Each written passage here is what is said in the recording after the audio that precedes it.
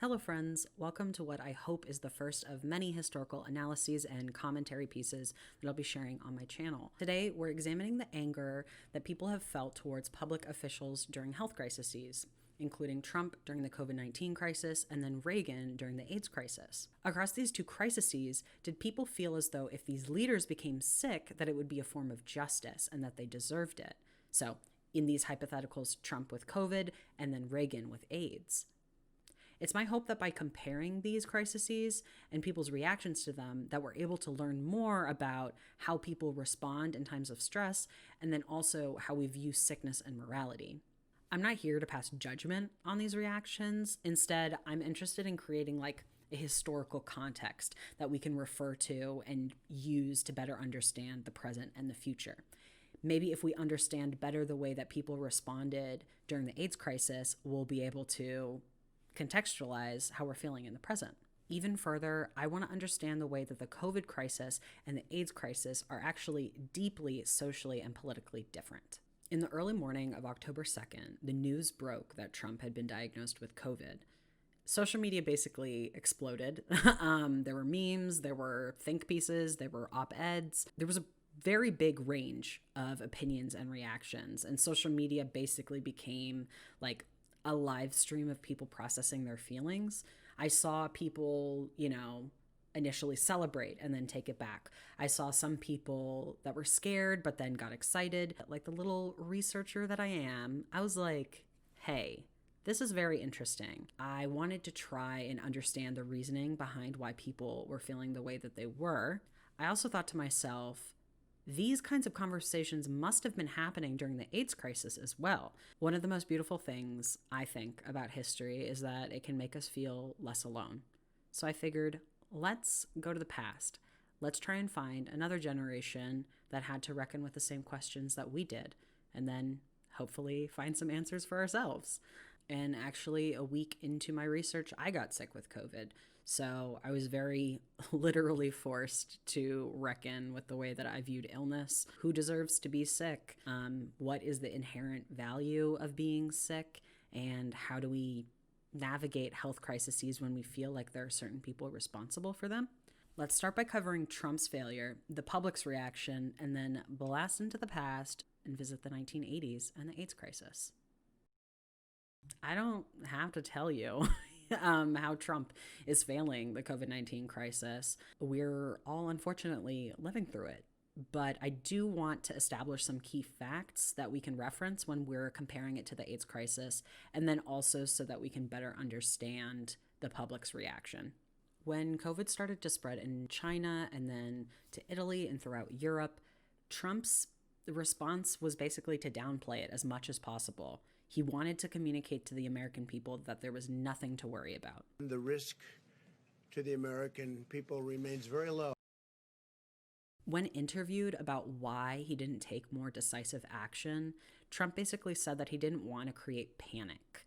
That's also why he was so slow to implement lockdowns when hotspots were emerging in March.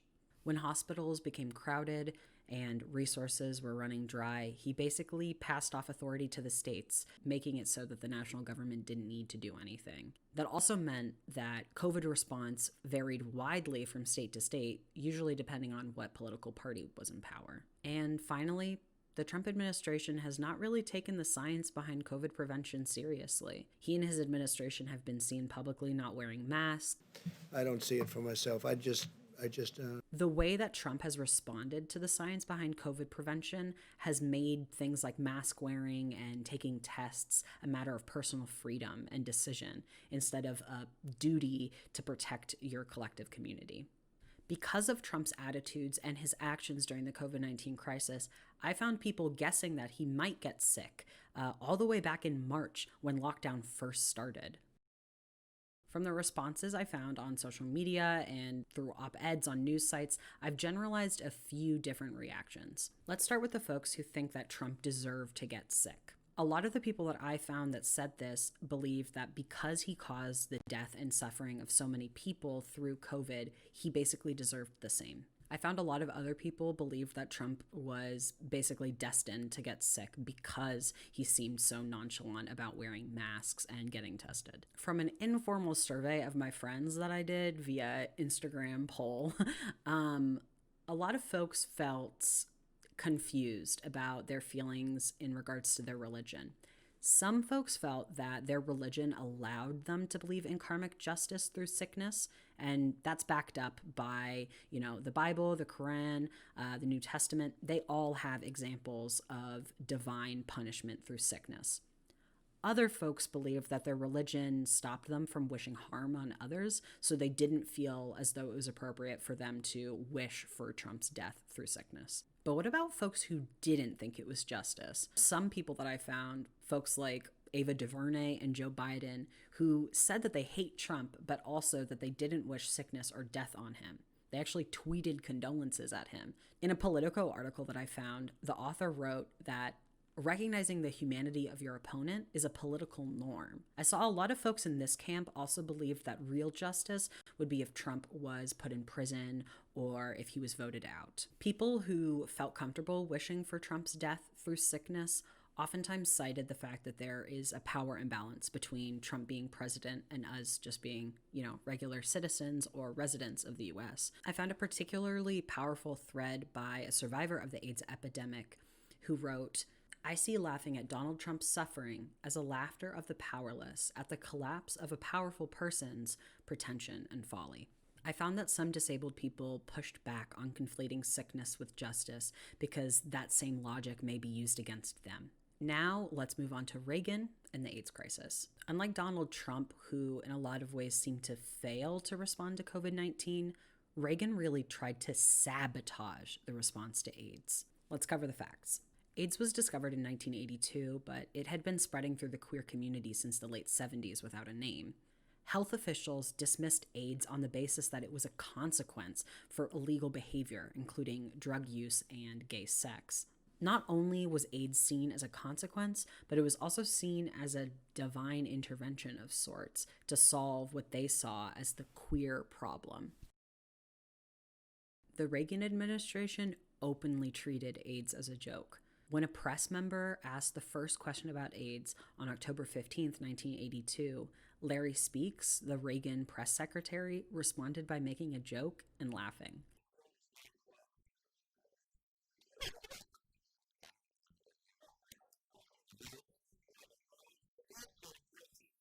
The mainstream press were no better.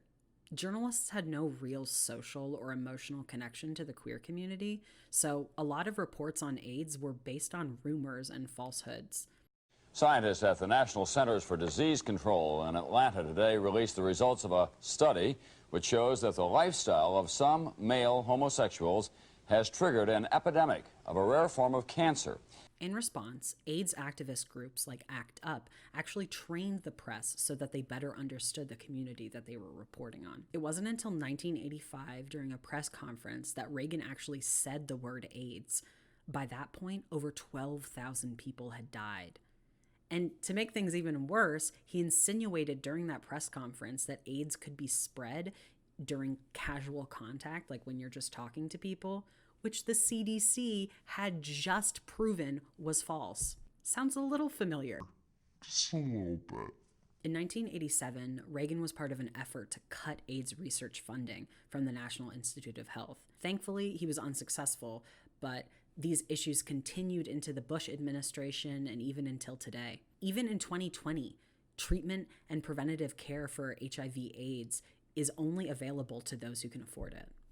I gotta preface this by saying that this was not easy to research. From what I could find, this has not been studied before. The question of whether people were wishing sickness back onto Reagan. What I'm about to discuss is my own analyses of primary sources that I found. If you know of any other things that I should check out, please let me know, because I tried my best. Similar to today, some folks believe that Reagan deserved to get sick, that would be the punishment for his ignoring of the queer community, who was clearly in crisis. Even further, people wondered if he were to get sick, that maybe he would have more personal motivation to care and to want to research a cure.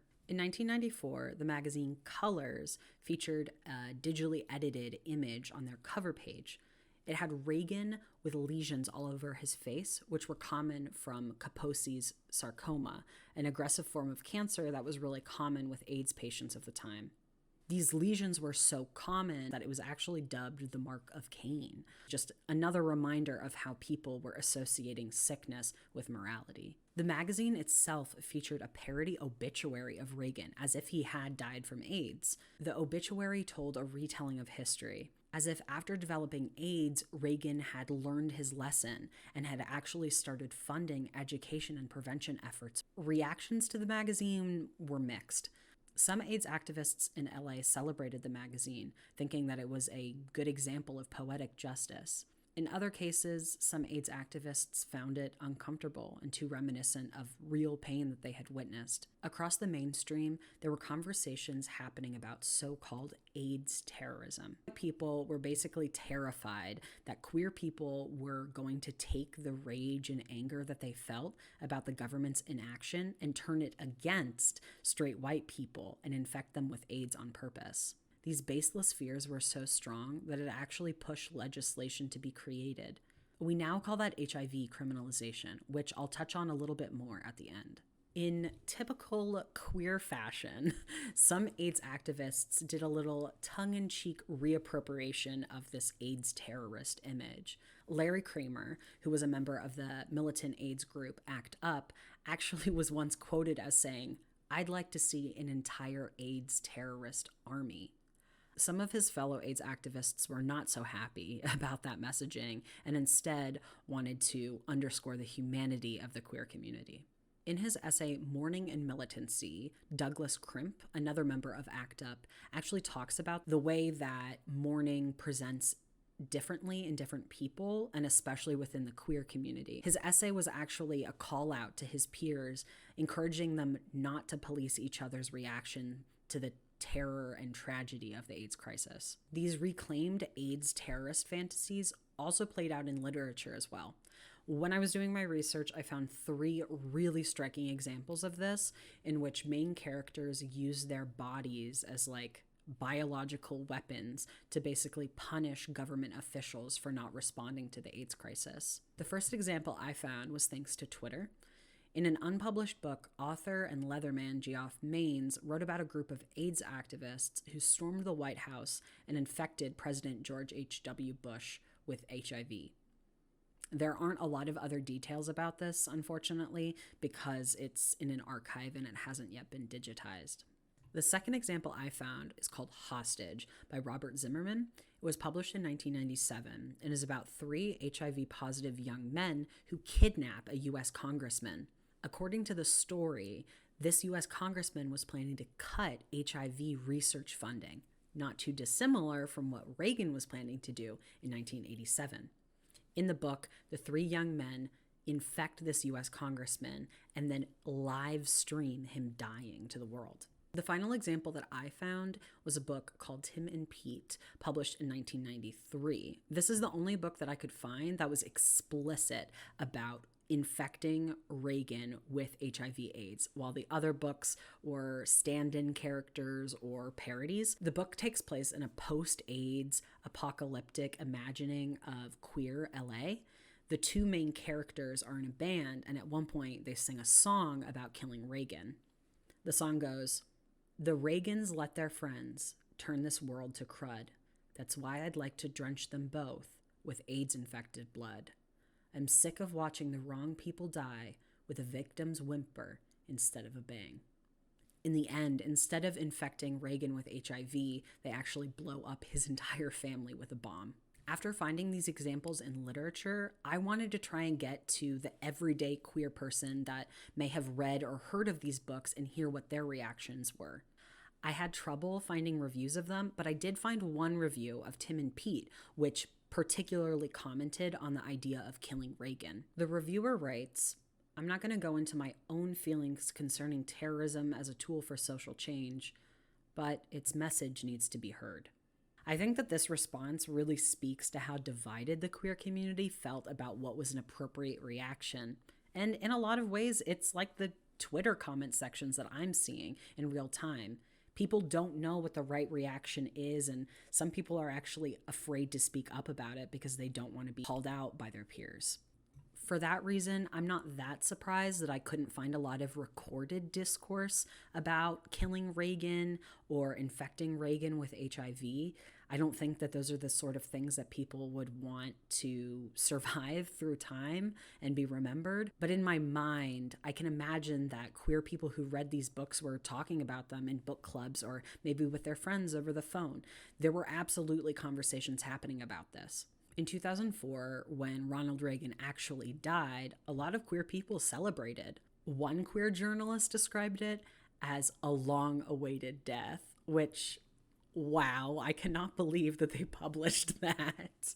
I interpret this response as a relief that Reagan isn't around to further terrorize the queer community, as opposed to him deserving death, but I think it's relevant enough to mention. On the other hand, I found some queer people who were uncomfortable with the way that people were expressing joy that Reagan was dead.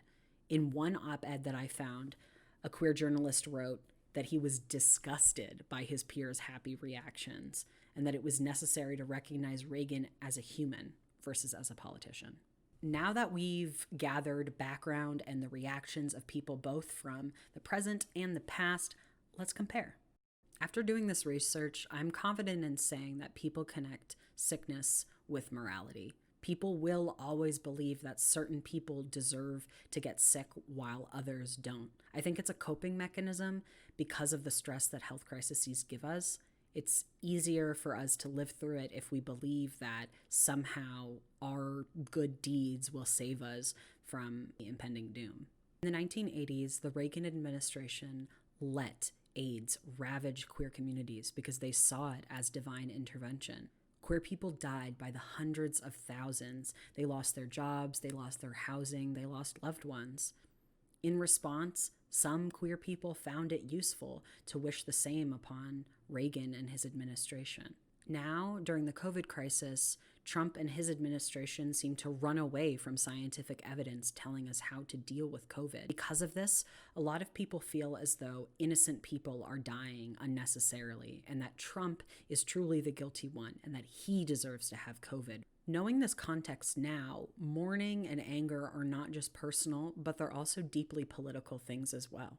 During the AIDS crisis, queer people battled each other, trying to figure out what the best way to appeal to straight people was. Some people believed that it was through tongue-in-cheek adoption of AIDS terrorist imagery, while others felt very uncomfortable with that. Today, during the COVID crisis, Democrats and other folks who hate Trump feel as though we can't wish death on him because then that would be sacrificing our own humanity. These people think that showing humanity to your opponent is a political value. And finally, I'd be remiss if I didn't talk about the ways that the COVID crisis and the AIDS crisis are actually very, very different. When I started this research, I didn't really think that that would be part of this video, but I realized as time went on, there are so many differences that it would actually be really irresponsible if I weren't to touch on them. I also read this great Washington Post article called "Coronavirus is Different Than AIDS," and I highly recommend everybody check it out. Like I touched on before, the AIDS crisis created religious and political conflicts that we are definitely not seeing with COVID. Repeatedly, AIDS was referred to as a gay disease, whereas today, COVID is considered to be everyone's disease, something that we're all experiencing together. Celebrities who came out as being HIV positive were reviled. They were hated. People like Magic Johnson and Rock Hudson. Whereas today, when celebrities talk about having COVID, they're seen as being heroic and brave. There just isn't the same stigma with COVID as there is and was with HIV.